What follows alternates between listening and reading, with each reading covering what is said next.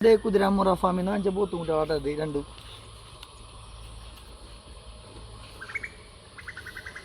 അപ്പോൾ ഞാൻ കഴിഞ്ഞ വീഡിയോ പറഞ്ഞിട്ടുണ്ടായിരുന്നു, നമ്മൾ നമ്മുടെ ആദ്യം കുതിരാനിൽ നിന്ന് വാങ്ങിച്ച പോത്തുമുട്ടകളെ നമ്മൾ കൊടുത്തിട്ട് രണ്ടാമത് എടുത്താണ് ഇവർ രണ്ടുപേരും.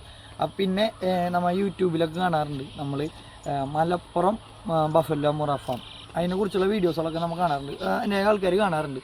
അപ്പോൾ മലപ്പുറം മുറ ഫാമിലത്തെ ഒരു പോത്തുംകുട്ടീനെ എടുക്കണം എനിക്കൊരു ആഗ്രഹമുണ്ട്. അതും അവിടെ നിന്ന് കൊണ്ടുവരുന്ന ഒരു പോത്തുംകുട്ടിയും അതുപോലെ തന്നെ കുതിരാനിൽ നിന്ന് കൊണ്ടുവരുന്ന ഒരു പോത്തുംകുട്ടിയും തമ്മിൽ എങ്ങനെയാണ്, രണ്ടും ഹരിയാന പോത്തുംകുട്ടികളാണെന്നാണ് പറഞ്ഞത്. അവർ കൊണ്ടുവരുന്ന ലൊക്കേഷനും കാര്യങ്ങളൊക്കെ എങ്ങനെയാണെന്ന് നമുക്കറിയില്ല.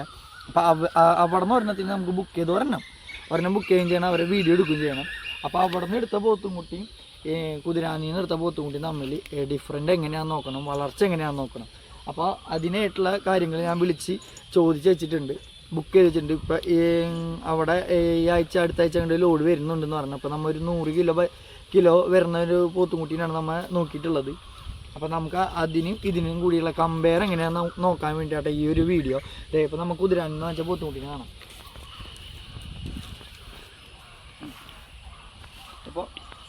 ഇപ്പോൾ എടുത്തിട്ട് 2 ആഴ്ചയായി. ഇപ്പോൾ തീറ്റൊക്കെ നന്നായി തിന്നു തുടങ്ങി. ഞാൻ ഇപ്പോൾ കാബേജിൻ്റെ ഇലയിലും നല്ല രീതിയിൽ കൊടുത്തു തുടങ്ങി. ഇതാണ് പോത്തുംകുട്ടി.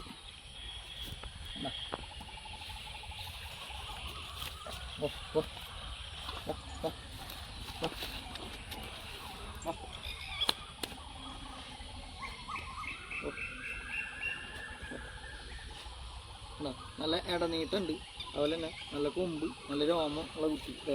വാൽനീട്ടൊക്കെ നല്ല കുട്ടിയാണ്. അങ്ങനെ നോക്കിയിട്ട് ഒരെണ്ണത്തിന് എടുത്തുള്ള ഒരത്തിനെ കാണിച്ചതാ. അർത്ഥണ്ടേ, എനിക്ക് ഈ കുട്ടീനെ കണ്ടപ്പോൾ ഇഷ്ടപ്പെട്ട കുട്ടിയാണ്, അതുകൊണ്ടാണ് ഞാൻ എടുക്കാനും കാരണം.